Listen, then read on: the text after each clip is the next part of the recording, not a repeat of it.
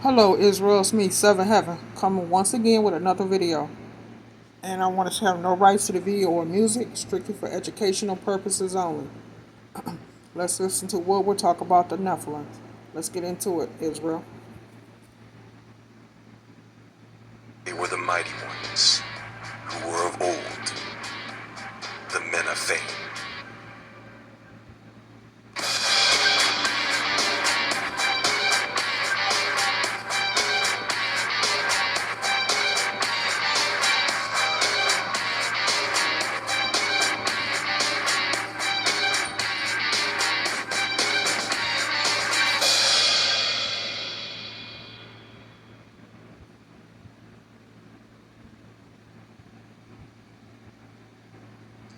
Now, the question on everyone's mind is this: did giants really exist in our past, and do they still exist today?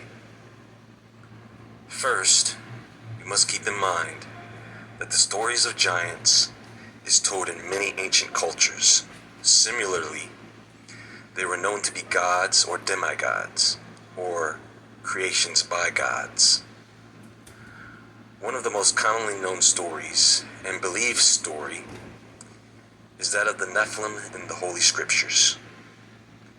As the story goes, and I'm going to try to be as biblically accurate as possible, this story begins with the angels of heaven, or sons of God, the messengers.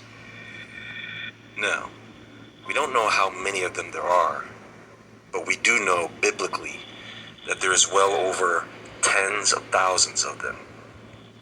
We understand that there is a hierarchy within their population, and that there are different types of angels within that hierarchy. We also understand that these angels have the ability to freely interact with human beings, and have done so since man's inception. At this time, the number of people on the planet is very small, and one of the angels, we know to be Satan the devil, has already rebelled against God, saying that not only can he turn man against God, but that he can get them to worship him instead.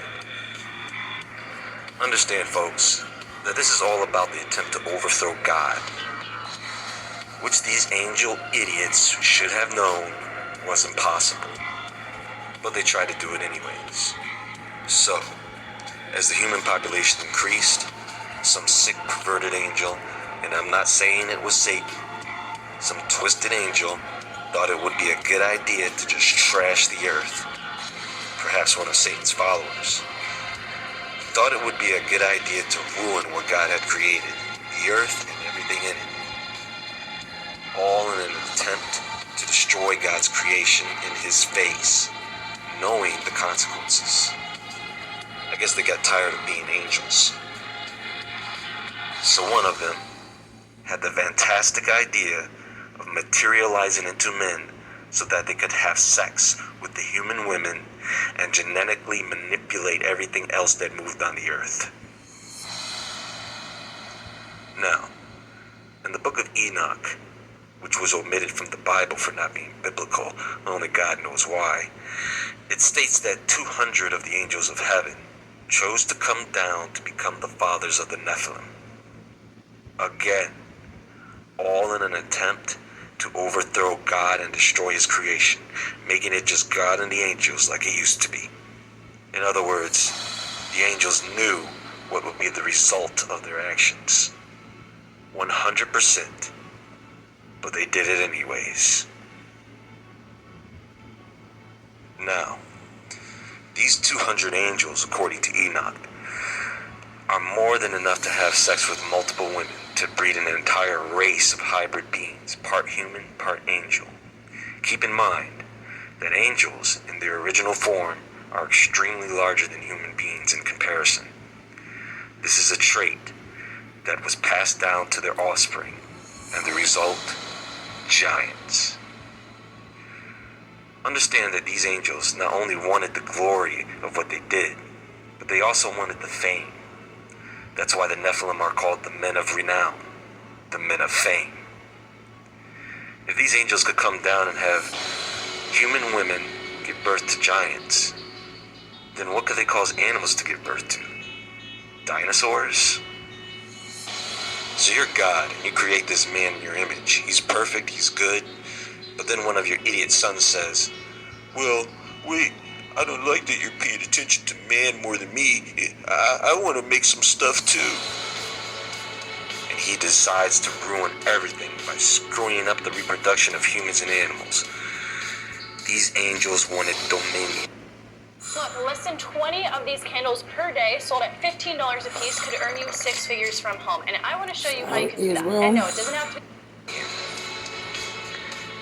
And the earth was completely defiled, and God saw that it was not good. So now, you're left with no choice but to start from scratch, just so you can preserve your masterpiece, mankind. So here comes the flood. You have to understand, folks, that in Noah's days, it was hell on earth. Much, much, much worse than what human beings experience today. Unfortunately, we are headed in that direction with no turning back. Now, once again, if you look at this biblically, nothing outside Noah's Ark survived the flood. Again, no thing that was alive survived outside of Noah's Ark. Everything was buried. Everything was buried in water. Now, did that destroy the angels that came down? Nope. But it did seal their fates and get them locked up, leading to their eventual demise. Now, the Book of Enoch is a mystery within itself. It was not considered to be a canonical work or inspired by God, even though Enoch walked with God. So it was left out of the Bible due to its fragmented content. In the Bible, we only get a snapshot of the Nephilm, but in the Book of Enoch, we get great detail. Details about fallen angels, their names, how many of them came down to earth, 200. Details about how they taught men the secrets of the universe, forbidden knowledge. Details about how they took wives, pretty much any woman they wanted, and how those wives gave birth to giants, and I mean super giants, over 400 feet tall. It even gives details about the angels' punishment, a punishment so severe that it made the other angels in heaven look at each other and go, damn, did you see what God just did to that guy? No angel in his right mind would even dare to try and ruin God's creation ever again. Part of this punishment was that these fallen angels would have to stand by and watch their children, the Nephilm, murder each other in a 500-year war. Giant versus giant.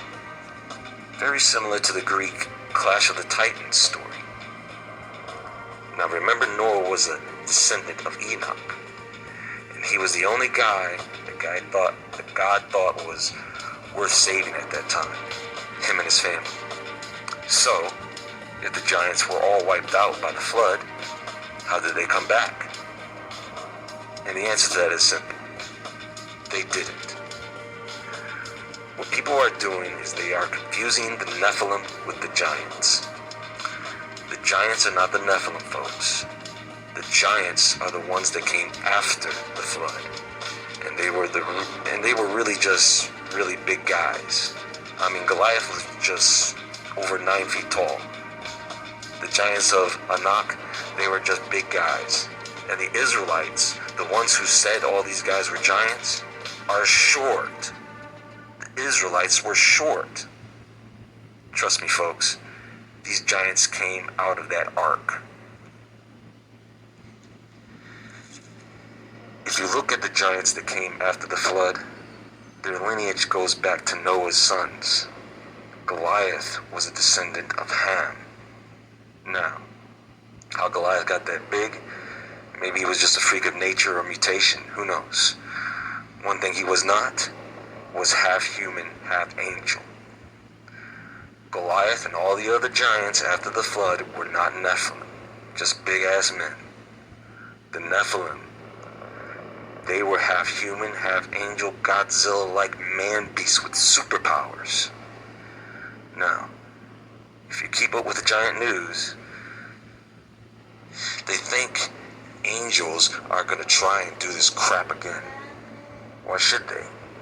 We're doing it ourselves. The FDA has just approved human hybrid cloning, for God's sakes. We have researchers report that they are hiding giants underground in stasis or suspended animation in efforts to create human hybrid super soldiers. They're finding all these skeletons around the world. The skeletons get sent to the Smithsonian. They disappear. Folks, they're going to bring mammoths back and are trying to bring dinosaurs back. It's sad that we have human beings helping these demonic entities do the same crap all over again. So, I don't know what we're going to see in the near future, folks. I wouldn't worry about fighting giants, but we are going to see some strange things indeed. Much love, Israel.